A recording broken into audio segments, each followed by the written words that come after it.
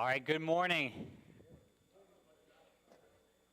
Good to see everybody here as everybody's kind of making their way in from their donuts, from their donut run. We're going to go ahead and get started here. We're broadcasting, so we don't want to bore the people listening online with our donut talk. So let's go ahead and go to Daniel chapter 3. Daniel chapter 3. We are going just to kind of see where we're at here.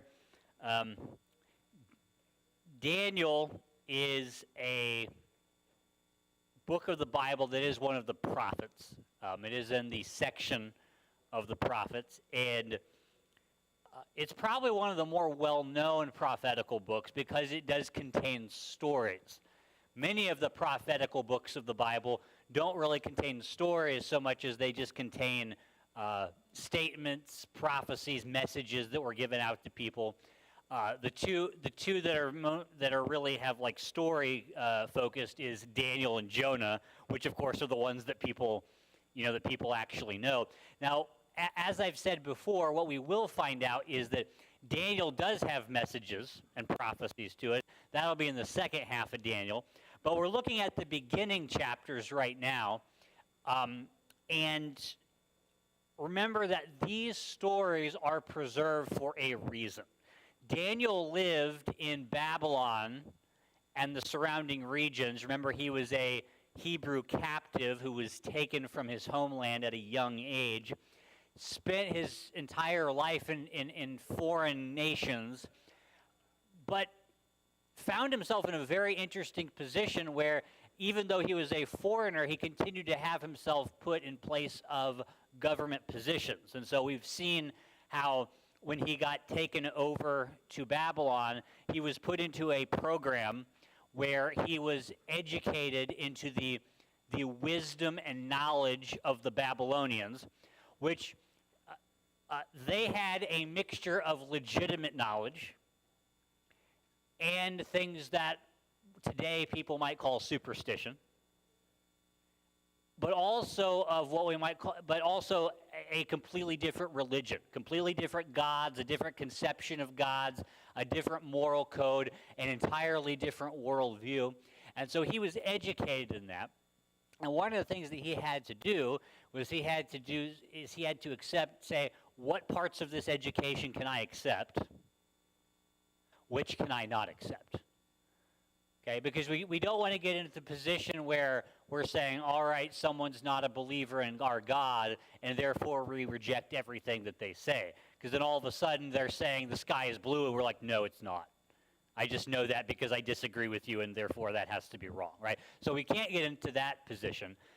Daniel couldn't back then, and we can't today. But what Daniel did have to do is say, what am I going to accept? What am I not going to accept? And we saw in chapter 1 that he had to put a clear line in the sand. There were certain things that he felt were wrong that he had to say, no, I'm not going to do this. In the last chapter, we looked, and Nebuchadnezzar had a dream. And it was Daniel's responsibility, well, it was all the wise men's responsibility to interpret that dream for Nebuchadnezzar, but none of them could do it. Only Daniel, and more specifically Daniel's God, had the answer. And one of the things that both Daniel and Nebuchadnezzar, the king of Babylon, the thing that they learned was that God is in charge of everything. God knows everything. Nations rise and nations fall on God's plan, on God's providence. Yes? Well, so Daniel, we give that promise to the king. God tells me. Right. He says, this isn't my own wisdom. This isn't my own answers. This is something that God has directed. Only God can know these things. And importantly, God does not only know these things, but God is in control of these things. He specifically says to Nebuchadnezzar, remember that he saw a statue made of gold. Well, a statue made of multiple metals. The head was made of gold. And he said, Nebuchadnezzar, this statue represents you. Okay? But he says, God has given over all this land and territory and power, God has given it to you. So even though he recognizes the power that Nebuchadnezzar has, he says that the reason you have it is not because of your own greatness, Nebuchadnezzar, but because of God. Jesus makes a similar comment when he is on trial before Pilate, and Jesus won't answer Pilate, right? And Pilate looks at him and says, "Don't you know that I have the power to have you released or to have you executed?" And Jesus said to Pilate, "You would have no power at all if God had not granted it to you," right?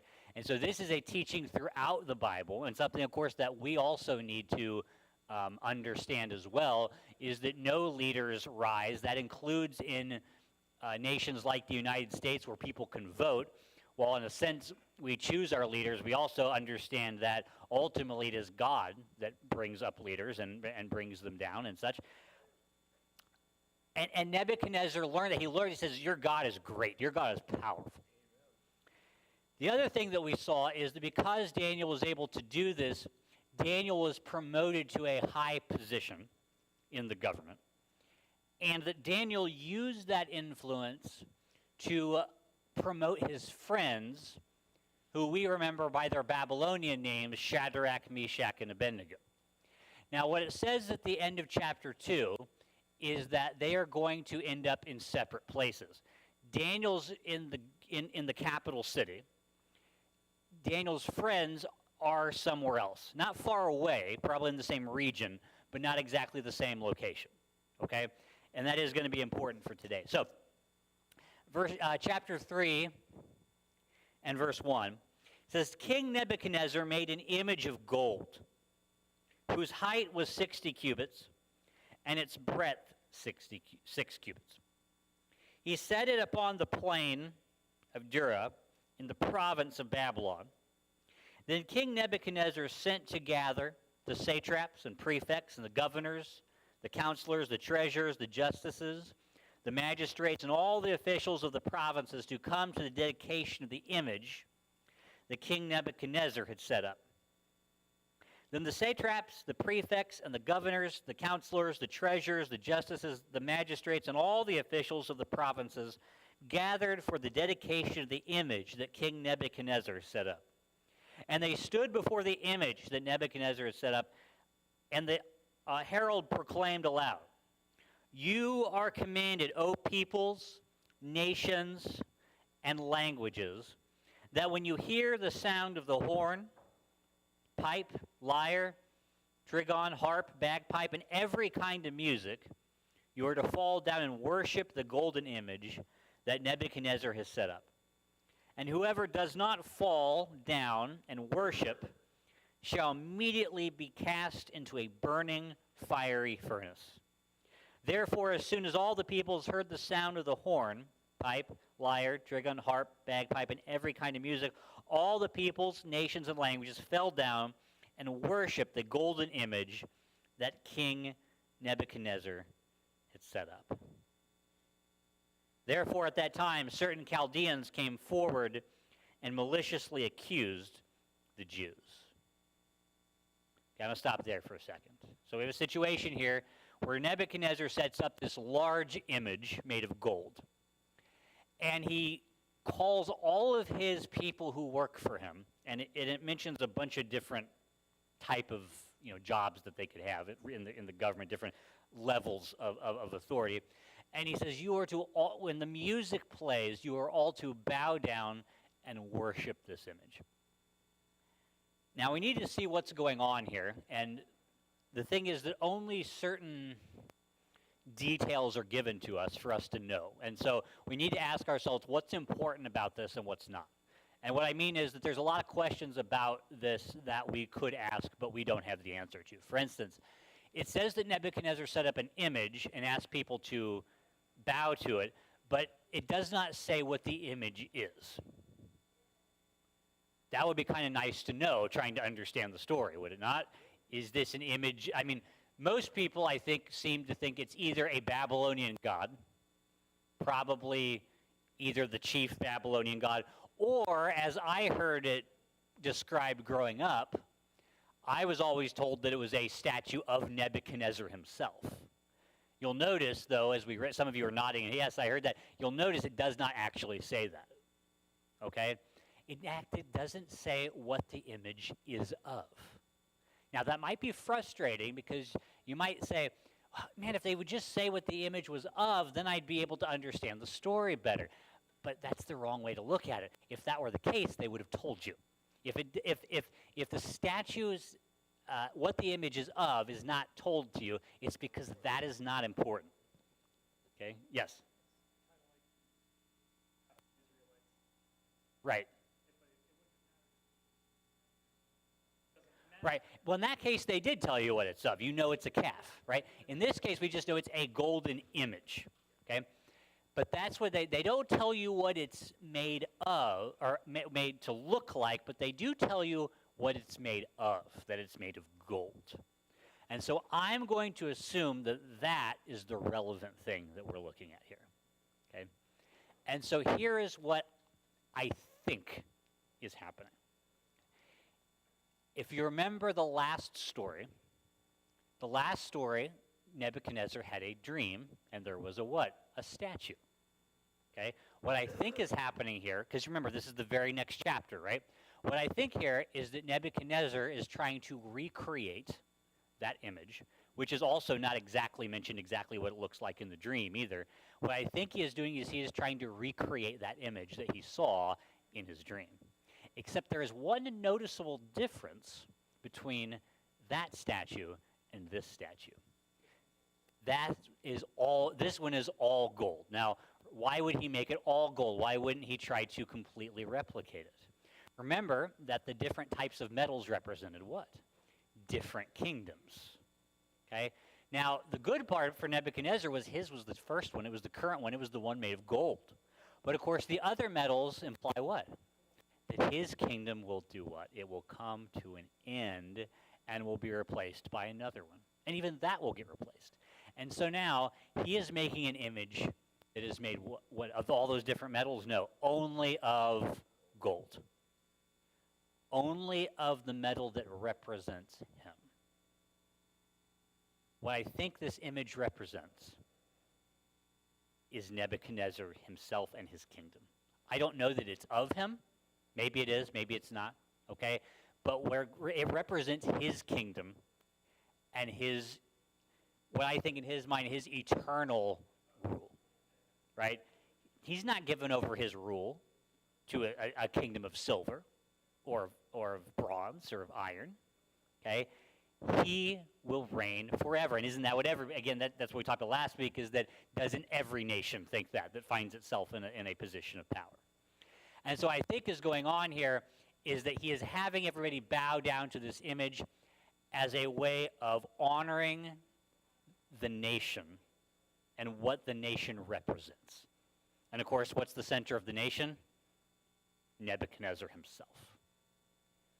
And he's very specific here because he brings in all these leaders, and he specifically says that all peoples, nations, and languages fell down and worshipped. In other words, we're talking about a place where there's a lot of people from various different nations, right? And so he's saying, I'm not just asking Babylonians to be loyal to me and to honor this kingdom. He's saying all people must do that, okay? I am the ultimate king. The Babylonians are the ultimate empire.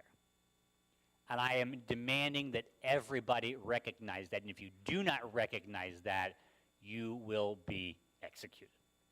It says that they will be cast into a burning, fiery furnace. And it says that there was one group of people that got accused of not going along with this, and that was certain Jews.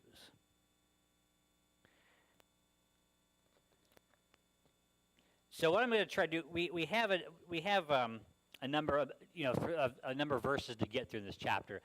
What my goal is to do is, so here's my kind of philosophy of preaching, okay, and teaching the Bible. what I want to do is give, as best as I can, read through it so you see what it says, then find out the best understanding of actually what it says. And then you go to what you would call the application. Okay? In other words, now that I understand the story, how does it apply? How can I apply it to myself?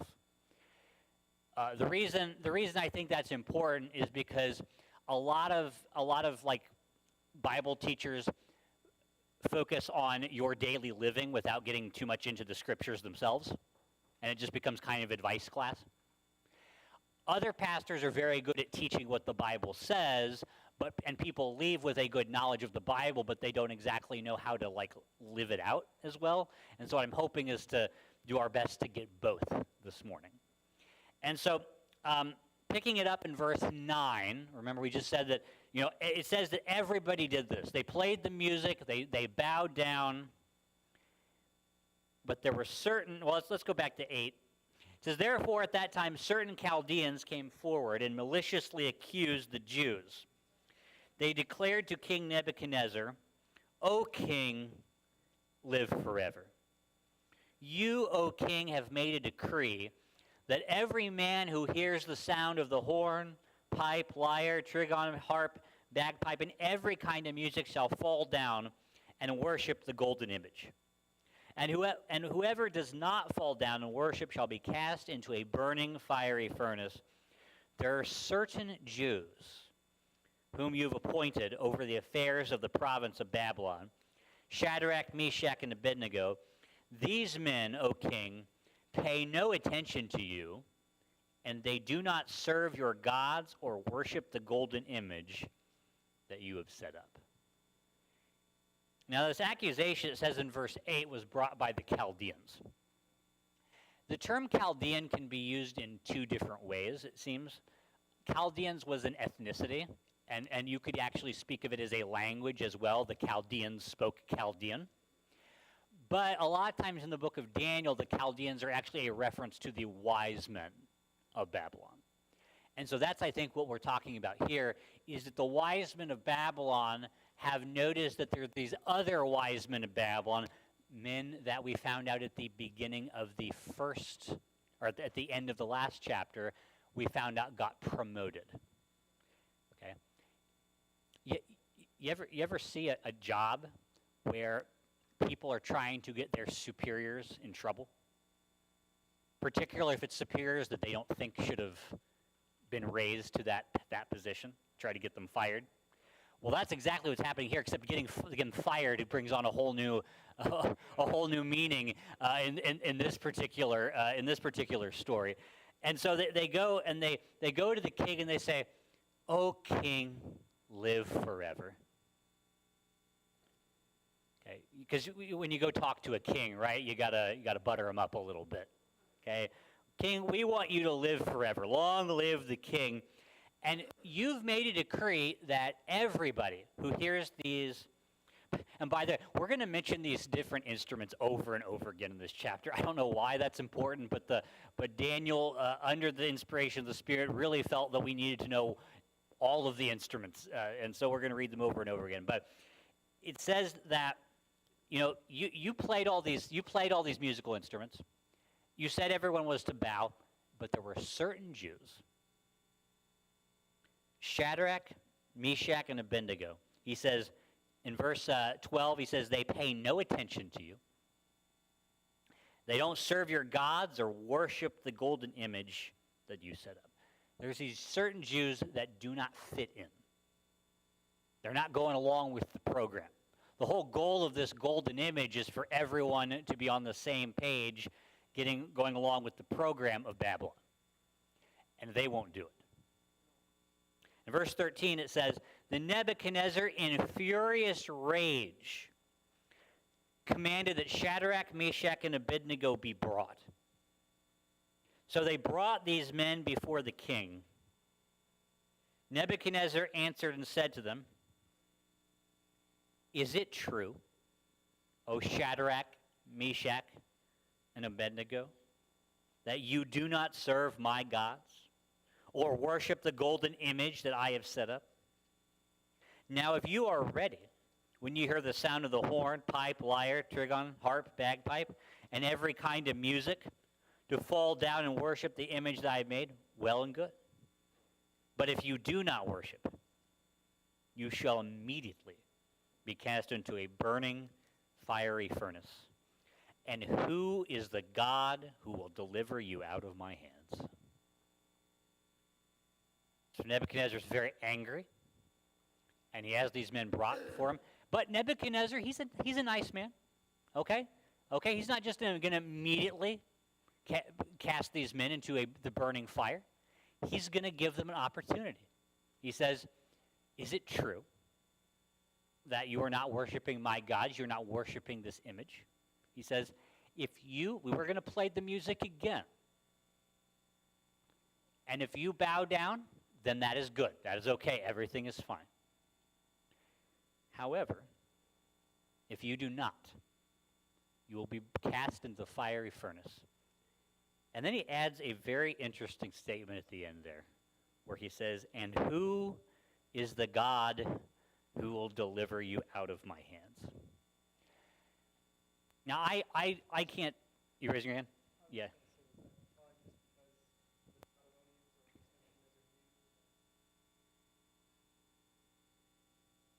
Yeah, that's what I was actually just about to say something about that.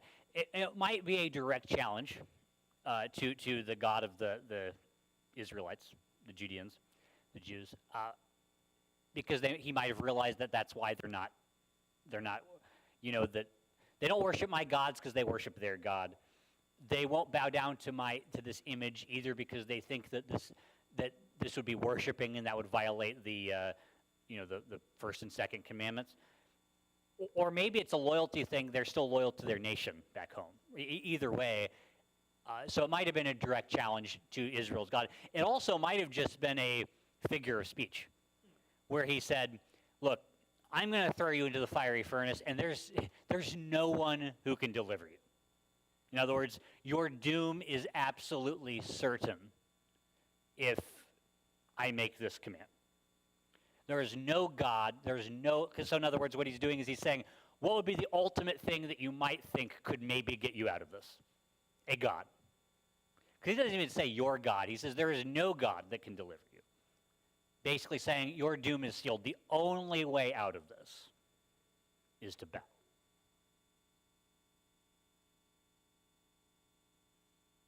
Verse 16. Shadrach, Meshach, and Abednego answered and said to the king, O Nebuchadnezzar,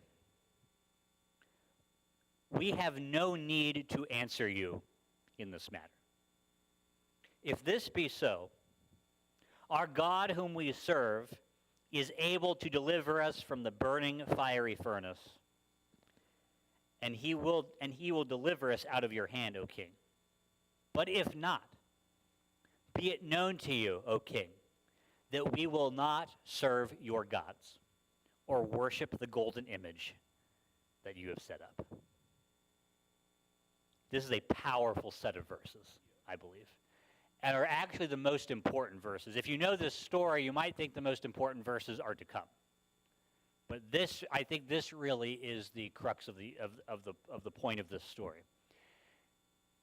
Because if you know what's going to happen, spoiler alert, God does deliver them from the fiery furnace, okay?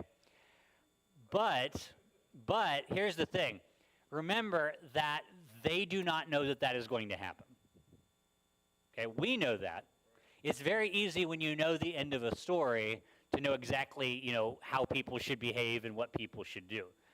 But remember, in our own lives, do we know the end of the story when we're living day by day? No, we don't. So really what we ought to think about is what they were saying here. What happens in the story here when they don't know the end of the story yet? And what they say is, we have no need to answer you in this matter. Now, what he's saying there is that not like, we're just not going to answer you, we're not going to say anything. I think what he means is that we don't really need to think about this. There's no discussion, there's no compromise that we need to discuss. Like, we already know what our answer is. And he says, if this be so, in other words, if you're really going to put us in this fiery furnace, if you're going to really throw us into the fire, our God who we serve is able to deliver us from the fire first, and he will deliver us out of your hand. That's a lot of confidence, is it not? My God has the ability to get us out of this, because remember he just said, who is the God that will get you out of this? He says, my God has the ability, and he will. Then the next verse he says, but if not. Okay.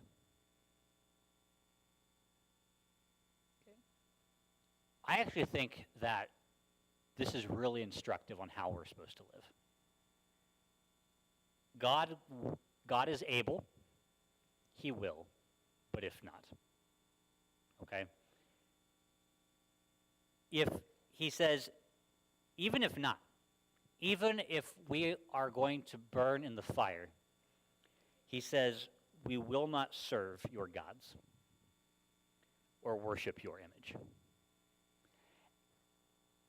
We need to understand that, this is a similar predicament that Daniel ended up in chapter 1, where he was given food and wine to eat that he would have to violate his conscience in order to do, and he says, no, I'm not going to do that.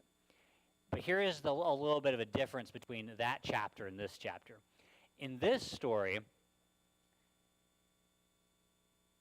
in the first story, the people that Daniel's speaking to about his problem with this are actually sympathetic to him and are willing to work with him. They don't share Daniel's beliefs, but they are willing to work with him. In this case, people are not willing to work with him and directly wish them harm, and have specifically said there will be major consequences if you do this. And so they're not having to make this decision thinking, man, it's possible something bad might happen, right? It is definitely going to happen. He has said you will immediately be thrown into the fiery furnace. And they say, first of all, there is no need to think about this. Because when you know the Lord, you desire to be obedient to him. And there is no need to start thinking about it on whether we should. We just will.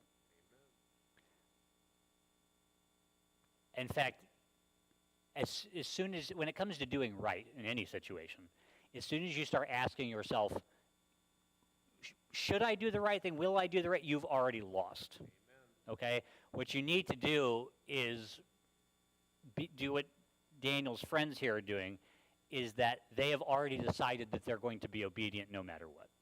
And so when Nebuchadnezzar says, you need to rethink this, we're going to try this again, see what he said, we have no reason to answer you. We already know what we're going to do. We are going to honor the Lord and be obedient no matter what. Second thing they say their confidence is our God can do anything. He can even get us out of this. And they live with the confidence of that. My God is able to deliver us out of his hands. And the hard part about this is that if you're a Christian, you know that he can. But we know from reading the Bible that God will not always do that. Sometimes he glorifies himself by delivering his people. Sometimes he does glorify himself by allowing his people to suffer in obedience. Both of those things bring glory to God, and the thing is, we don't know, when we're in a given situation, which one we are in. And so these men have the confidence that God can and will, but they also say, but if not. And that's the important thing. They have that confidence in God, but they say, but even if not, we are still going to obey. And that is kind of the point here, is that no matter the consequences, we cannot bow when that means to conform to things that God says are wrong, that God says we cannot do. Okay? Many people will stay true to their beliefs until it costs them something, and then they will immediately start to shift into compromise. And the whole point of this story is that God's people cannot do that. And of course, that's easy for me to say, just to say. But the thing is that's why we have a story like this, where we are shown people who really had to make that decision, and that they did it anyway. Yes?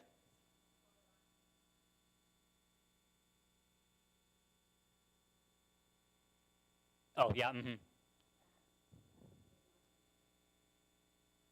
Right, yeah, there are reports that in Columbine, which he's referring to, there is reports when that all happened, that was a while ago now, but that someone asked, did you believe in God? And they when she said yes, they shot her.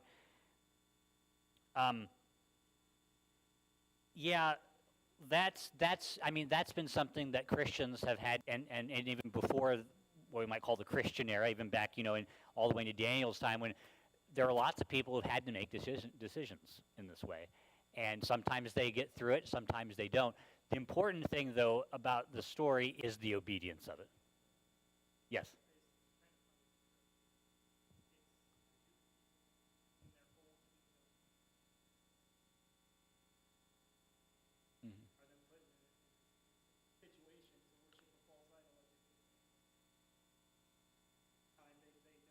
Yeah, well, you would think, but I would be willing to bet there's more Jews here than just these three men. These three, yes. But the thing is that these three men, they grew up in a nation that was, in theory, faithful to God, but really was only nominally obedient to God. And so they grew up in an era where there was lots of idols. There was probably idols with the name of the true God put on it. And so they had already, when they were young, apparently been taught to be faithful and committed themselves to be faithful. And now they're in a scenario where it is even more difficult than the one they grew up in to be faithful, and they are continuing to do that. And that is the message to the church here, the message to us, no matter what situation we find ourselves in, to what degree it is difficult to be obedient, we cannot bow to the commands of the day of our government, of our society, whatever it is. We have to remain faithful to the Lord, and if consequences come, then they come, but we have to be obedient to God. We have to be faithful to what God says. Verse 19 says, "Then Nebuchadnezzar was filled with fury, and the expression of his face was changed against Shadrach, Meshach, and Abednego. And he ordered the furnace heated 7 times more than it was usually heated." Let me just stop there. When you hear things like 7 times more, do you understand that it's not like they had a number, like a dial, and it was set on level 10, and so now it's like level 70. This is a figure of speech saying they are getting it as hot as they possibly can. I just thought I'd point that out. Verse 20, and he ordered some of the mighty men of his army, to bind Shadrach, Meshach, and Abednego. Remember that they were bound, and cast them into the burning fiery furnace. These men were bound in their cloaks, their tunics, their hats, and their other garments, and they were thrown into the burning fiery furnace.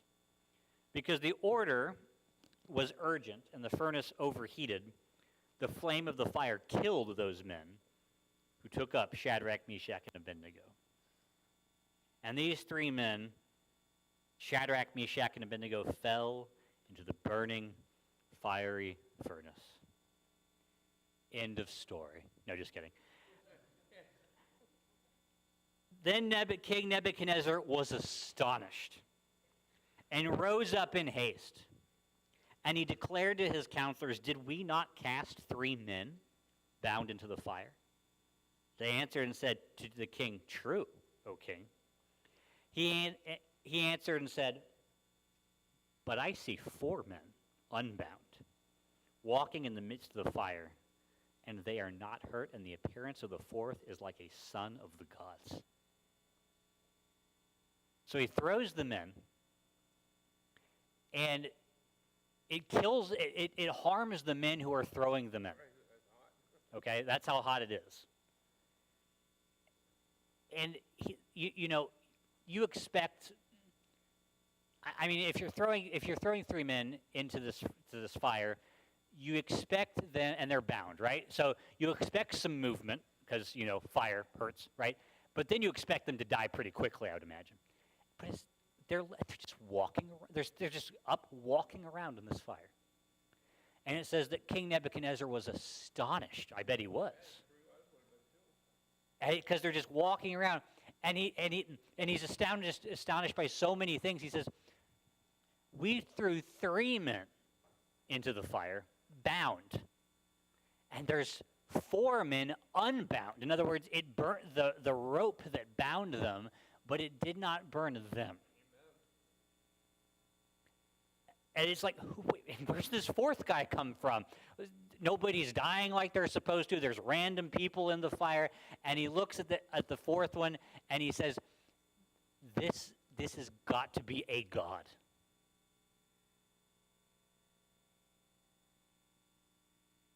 Verse 26, then Nebuchadnezzar came near to the door of the burning fiery furnace. He declared, Shadrach, Meshach, and Abednego, servants of the Most High God, come out and come here. Then Shadrach, Meshach, and Abednego came out from the fire. And the satraps and prefects and the governors and king's counselors gathered together and saw that the fire had not any power over the bodies of those men. The hair of their heads was not singed. Their cloaks were not harmed, and no smell of fire had come upon them. It's not only they weren't harmed, their clothes weren't harmed, not even the smell of fire. Like, in other words, God was able to protect them from everything. Okay? They didn't even have to go to the dry cleaners after. He even saved them from the dry cleaning bill. Okay? And God does that just to emphasize his power. Okay?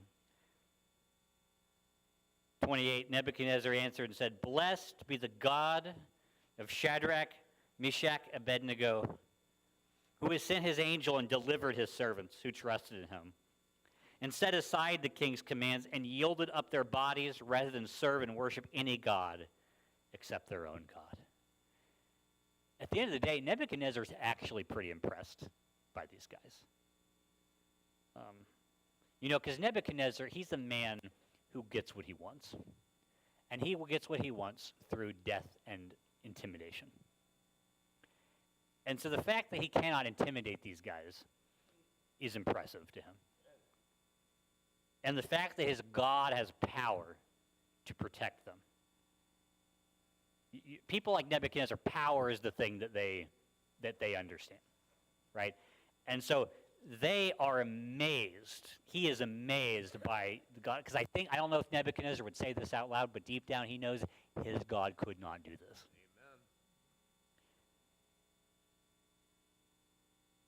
Verse 29, therefore I make a decree, any people, nation, or language that speaks anything against the God of Shadrach, Meshach, and Abednego shall be torn limb from limb, and their houses laid in ruins. For there is no other God who is able to rescue in this way.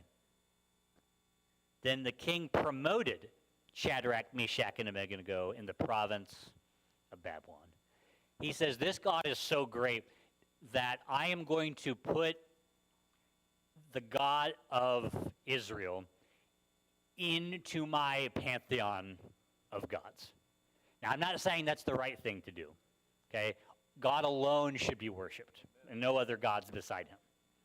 But you do have to understand that for a pagan, because you got to try to, as much as you can, get into the mind of someone like Nebuchadnezzar who believes in multiple gods. He would never have even considered worshiping the God of the Jews. That's a foreign God who he conquered. Why would he worship a foreign God that he has beaten? But right here, he sees that this is a true God, a real God with power that he does not understand. And he says nobody, in the same way that people would not be able to dishonor the gods of Babylon. I don't know if you guys knew this or not. Ancient society is not big on religious freedom. Okay? And so, going out and cursing the gods of Babylon would have been a little bit risky for you in Babylon in those days. And so he says, I don't want to hear anybody saying anything negative about this God. So, yes, there is a great lesson here about the power of God and his ability to deliver his people and accomplish his will no matter what. And we definitely ought to think about that and remember that, and that should bring us confidence. But like I said before, I think the real message here is faithfulness no matter what. Okay? And the question is, what does our society ask us to bow to? Okay, because most likely you are not going to be put in this exact position where you are asked to bow to an image of gold, right? That's not something we're likely to get into. But yet our society does insist that Christians bow to certain things. And what I mean by that is that we compromise our beliefs and positions on various things. Okay? So they might say you can have your God, but you do have to admit that all other religions are just as good as yours, just as true as yours.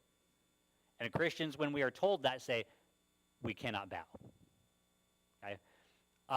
And if you look different, pretty much any society that Christianity enters, there is going to be hostility to something within Christianity. At different times, in different places, it might be different things. Okay? Like I said, we don't have to worry about this one, but there are different ones we have to worry about. In our society, a very big part of it is issues of sexuality. That's just very big in our society, and it has been for a while. But as our society keeps embracing more and more things that God has said are wicked and evil in that area, at first it was like, well, you need to bow to sex outside of marriage. You need to approve of that. And at first, I think at first it was kind of like, well, like as long as you love each other, then that's okay. But then, of course, it got expanded to, well, just as long as it's two consenting adults, right? But then, of course, homosexuality, you got to say, love is love. So you got to embrace that. And then, of course, then more recently it went into the transgender stuff. And if you think, and again, every time you think it's going to stop, if you don't stop it intentionally, it's just going to keep going into stranger and more bizarre areas. And yet we are told over and over again, you have to bow. You have to compromise. You have to approve this.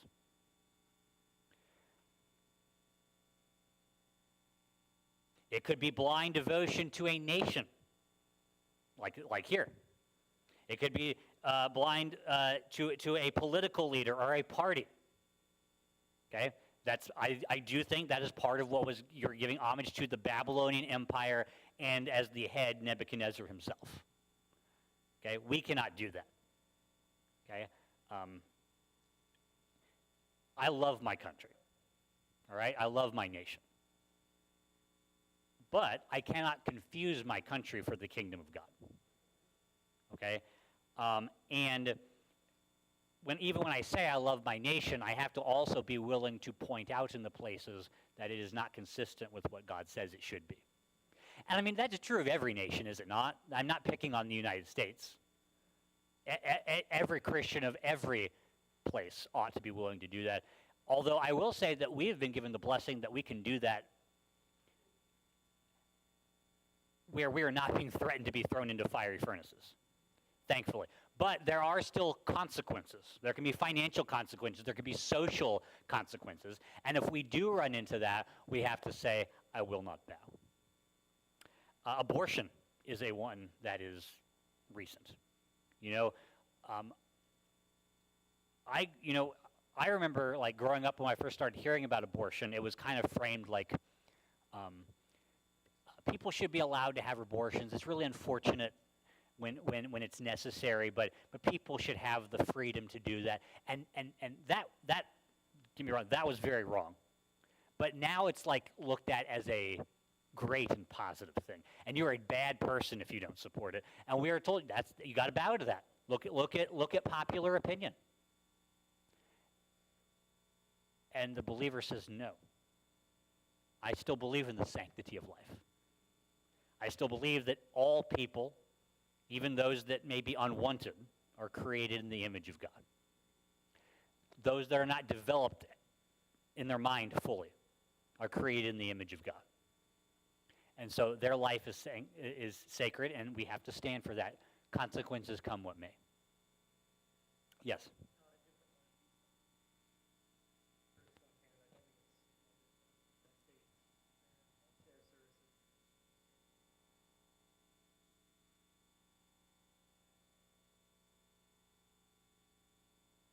Yep, in the West, like assisted suicide and euthanasia and such things is becoming bigger. In a lot of countries, a lot of places have, that it was illegal for a long time, have started to legalize that, and there are people in the United States who would like to see that illegalized or made legal. And that, again, that's another sanctity of life issue. And then, killing is not generally health care.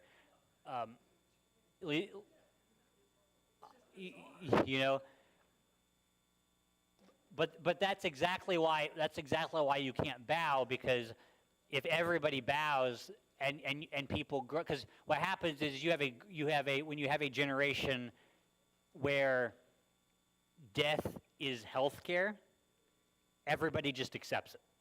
Right? Because that's what you're told over and over again. Everybody's saying that around you, and so it seems obvious to you. And that's why as believers, even if everybody around us is doing it, just like Shadrach and Meshach and Abednego, everybody's bowing, you have to say no. And here's the two things will be done here. One thing I will say, though, is that, we know from last week that God ultimately wins. And so we stay, even when we are the minority, remember that we are part of a different kingdom that our allegiances go to. And that kingdom ultimately defeats all the kingdoms of men. Someone in Daniel's day, in Shadrach and Meshach and Abednego's day, says, we have to obey the king of Babylon. That's where the power is. He is forever. Babylon is forever. But it's not forever. Okay? Daniel would live to see the Babylonian Empire fall. Just like the vision Daniel interpreted said that it would. And so a lot of times we're told you have to take positions against God because that's the positions of the winners. That's the way it is now. It's like it's not the way it is now. It's all those powers are only temporary. Our God is forever. The other thing I will say is that we are sinners. And if we're being honest, all of us have compromised on God's truth when we should not have. And that is the gloriousness of the gospel, that Jesus Christ died. He forgives us even for the times where we have done that. And let's thank God for that. And let's desire to live for him. Let's pray. Oh, Lord, we thank you for this day, and we thank you so much for your